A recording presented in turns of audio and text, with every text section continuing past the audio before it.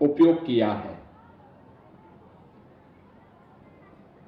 आपने लघु video film देखी होगी।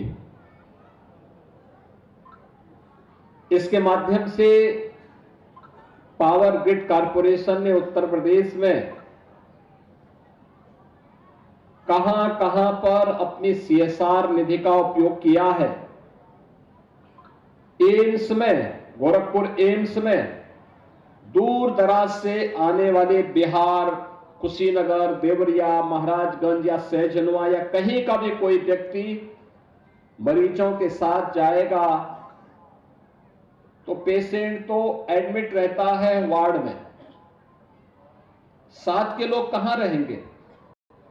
इसके लिए 500 लोगों के लिए पावर ग्रिड कॉरपोरेशन वहां पर पेशेंट अटेंडेंट के लिए एक बहुत बड़ा धर्मशाला टाइप का एक बहुत बड़ा यात्री विश्रामालय बना रहा है एम्स गोरखपुर में। ऐसे ही पावर ग्रिड कॉरपोरेशन ने वाराणसी में बीएचयू में जो कैंसर हॉस्पिटल बना है, वहां पर भी जो जाने वाले बाहर से मरीजों के परिजन जो होते हैं उनके लिए भी एक बहुत बड़ा यात्री विश्रामालय बनाया है। प्रधानमंत्री जी ने उसका उद्घाटन किया। केजीएमयू लखनऊ में बनाया है। पीजीआई के डॉक्टर आपको टेली कंसल्टेशन की सुविधा दे सके, इसके लिए पीजीआई को पैसा दिया है। अन्य तमाम स्थानों पर पावर ग्रिड कॉरपोरेशन ने अपने सीएसआर की निधि का बेहतर उपयोग किया है। और अब सहजनवा क्षेत्र में कार्यपालक निदेशक जो उत्तरी क्षेत्र के हैं दीक्षित जी, उन्होंने यह सौगात भी इस क्षेत्र के नौजवानों के लिए दिया है। और दीक्षित जी की यह जन्मभूमि है तो उनके लिए जननी जन्मभूमिस्य स्वर्गादपि गरीयसी का यह भाव आज उन्होंने अपने इस कार्य के माध्यम से जमीनी धरातल पर उतारा है। उनका परिवार पढ़ा लिखा है। वे सभी भाई अच्छी सेवा में, भारत सरकार की सेवा में कार्य कर रहे हैं, लेकिन इस मातृभूमि के प्रति अपने इस उत्तरदायित्व को समझते हुए उन्होंने आईटीआई दिया है जो यहां की आवश्यकता है, क्योंकि यहां जो उद्योग लग रहे हैं यहां के लोगों की जमीन पे लग रहे हैं। यहां का नौजवान जब उस ट्रेड में ट्रेंड होगा तो यही घर में ही उसको नौकरी मिल जाएगी, घर में ही उसको रोजगार मिल जाएगा। नौजवान को स्थानीय स्तर पर ही नौकरी की गारंटी मिले, ये मोदी जी की भी, डबल इंजन सरकार की भी ये गारंटी है और ये संकल्प है। उस संकल्प को मूर्त रूप दिया है पावर ग्रिड कॉरपोरेशन ने। और दीक्षित जी और जसवीर सिंह जी अपने पावर ग्रिड कॉरपोरेशन के माध्यम से उसमें सहायक बने हैं। इसके लिए मैं उन्हें हृदय से धन्यवाद देता हूं, पावर ग्रिड कॉरपोरेशन का हृदय से अभिनंदन भी करता हूं।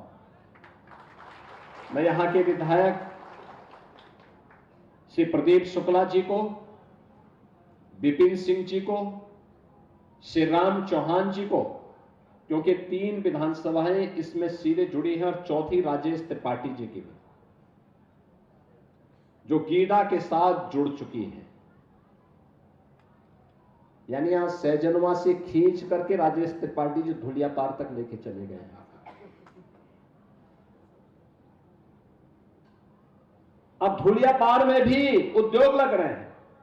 मैं भी पिछले सप्ताह मैं भौचक था। जैसे पहले गोरखपुर शहर में अच्छे मैरिज हॉल बने हुए थे, ऐसे दक्षिणांचल में आप चले जाएंगे गांव-गांव में बने हुए हैं। गांव-गांव में रौनक थी। यानी विकास अब गांव तक भी पहुंचा है। अंतिम पायदान पर जो पंडित दीनदयाल उपाध्याय जी ने कहा था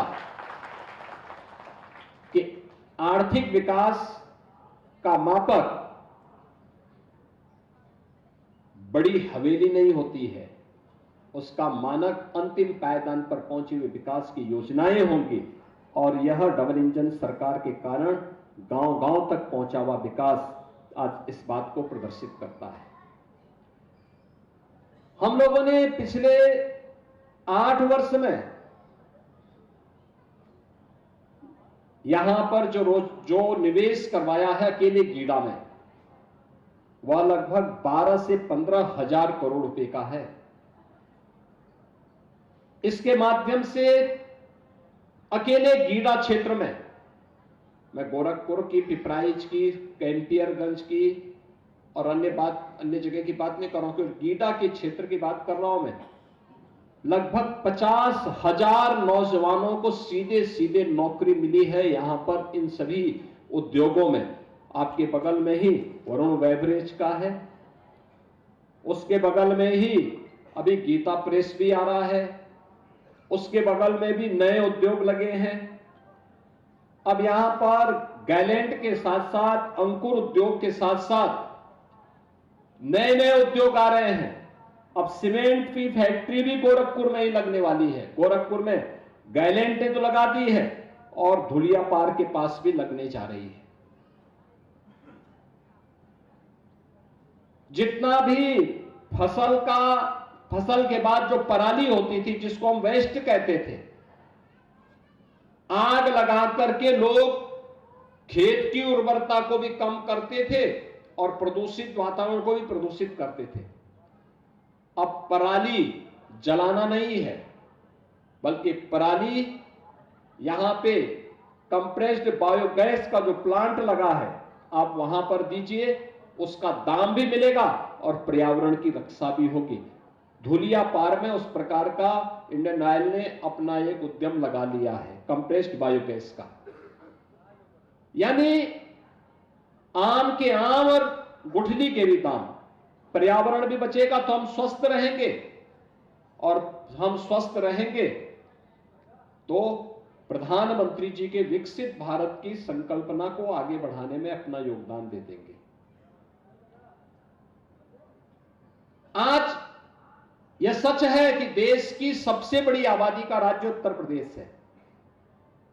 उत्तर प्रदेश में हमारा 55 से 60% जो जनसंख्या है, यह कामकाजी है, यानी ये युवा वर्ग है। और ये हमारा सौभाग्य है कि उत्तर प्रदेश देश के अंदर सबसे युवा राज्य भी है। स्केल है, लेकिन इस स्केल को, इस युवा को स्किल के साथ जोड़ना है, इसका स्किल डेवलपमेंट करना है। गीडा ने इसीलिए नैपेड की एक शाखा यहां पर खोली है और नाइलेट की शाखा के माध्यम से वह यहां ट्रेनिंग दे रहे हैं। कैंपस सिलेक्शन होगा, उद्योगों में उन नौजवानों का यहां पे समायोजन होगा। यह आईटीआई भी पावर ग्रिड कॉर्पोरेशन ने बना दिया है, उत्तर प्रदेश सरकार को सौंपा है। उत्तर प्रदेश सरकार चलाएगी। यहां की उद्योग के अनुरूप उस प्रकार के ट्रेड को विकसित करके हम इसे आगे बढ़ाएंगे। आपने देखा होगा उत्तर प्रदेश के अंदर हम लोगों ने टाटा टेक्नोलॉजीज के साथ मिलकर के 150 से अधिक आईटीआई को मॉडर्न और अत्याधुनिक तकनीक के साथ जोड़ने का काम किया है।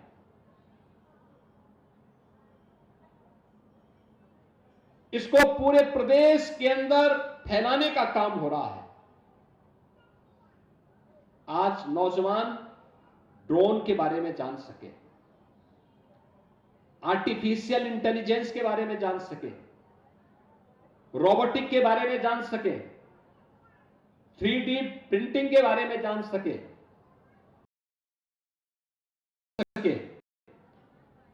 इन सभी के बारे में जान सके, इसके लिए हम लोगों ने आईटीआई में भी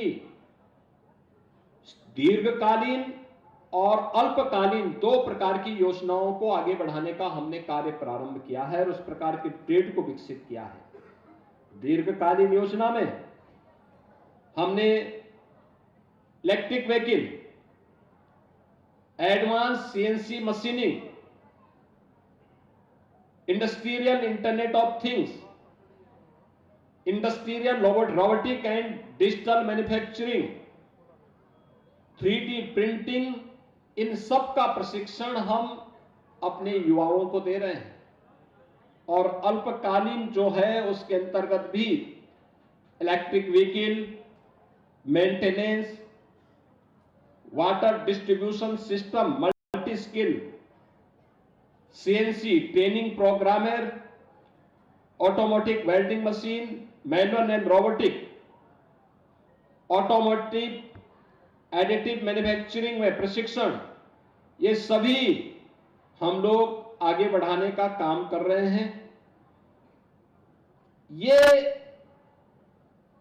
उत्तर प्रदेश के अंदर जो ये मैन पावर है, जो हमारा नौजवान है, अत्यंत प्रतिभाशाली नौजवान है, इस प्रतिभाशाली नौजवान की डिमांड देश में भी है, दुनिया में भी है। लेकिन जब वह अनस्किल होता है तो कम मानदेय पाता है, लेकिन जब वह स्किलफुल होता है तो अच्छा मानदेय पाता है। याद करिए, हम लोगों ने जिन नौजवानों को इजराइल में भेजा था, लॉजिंग फूडिंग फ्री में उनकी वहां पर है, और 1.25 लाख से लेकर 1.5 लाख रुपए महीना वे प्राप्त कर रहे हैं, रहना खाना मुफ्त में। अगर बड़े पैमाने पर आज जर्मनी मांग रहा है, जापान मांग रहा है, दुनिया के तमाम देशों में मांग हो रही है, अगर इन नौजवानों को उसके साथ हम ट्रेनिंग के साथ जोड़ करके, लैंग्वेज के साथ जोड़ करके उस कार्यक्रम को आगे बढ़ाएंगे तो देश और दुनिया के लिए अत्यंत उपयोगी होगा। और यह न केवल इन नौजवानों के हित में, बल्कि आने वाले समय में हम लोग देश के अंदर अच्छा मैन पावर उपलब्ध करवाने के एक हब के रूप में अपने आप को स्थापित कर पाएंगे। अभी यहां पर मत्स्य मंत्री अपनी बात कह रहे थे, मैं उनको कहूंगा कि कुशीनगर में महात्मा बुद्ध की महापरिनिर्वाण स्थली में हमारा कृषि और प्रौद्योगिकी विश्वविद्यालय बन रहा है, और गोरखपुर में ही एक वेटनरी कॉलेज बन रहा है बेलीपार के पास, जो मत्स्य की नई ट्रेनिंग देने का सेंटर है। यह वेटनरी कॉलेज के लिए आप चिन्हित करिए, जो बेलीपार के पास बन रहा है। राही को भी मदद मिल जाएगी उससे, क्योंकि ये लोग आमी नदी के किनारे किनारे अपना जीवन यापन करते हैं। आज के इस अवसर पर मैं एक बार फिर से इस सौगात के लिए पावर ग्रिड कॉर्पोरेशन को हृदय से धन्यवाद देता हूं।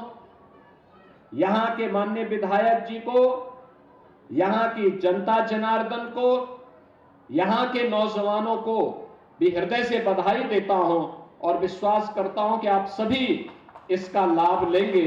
आप सबके प्रति मेरी मंगलमय शुभकामनाएं हैं। धन्यवाद। जय हिंद।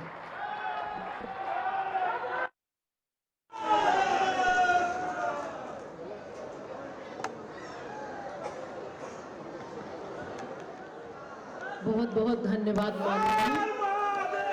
तो गोरखपुर से ये सीधी तस्वीर आपको दिखा रहे हैं, जहां पर मुख्यमंत्री की ओर से संबोधन किया गया। 18 करोड़ रुपए की लागत से ये तैयार हुआ है, जिसका उद्घाटन मुख्यमंत्री योगी की ओर से किया गया है, और कई बड़ी बातें उन्होंने अपने संबोधन के दौरान यहां पर की हैं। तो गोरखपुर में मुख्यमंत्री योगी आदित्यनाथ का ये कार्यक्रम, जहां पर उन्होंने राजकीय ITI बिल्डिंग का उद्घाटन किया है। उनको सुनने के लिए लाखों की संख्या में लोग यहां पर पहुंचे थे, और 18 करोड़ रुपए की लागत से ये बनकर तैयार हुआ है। तो यूपी में तेजी से विकास हो रहा है।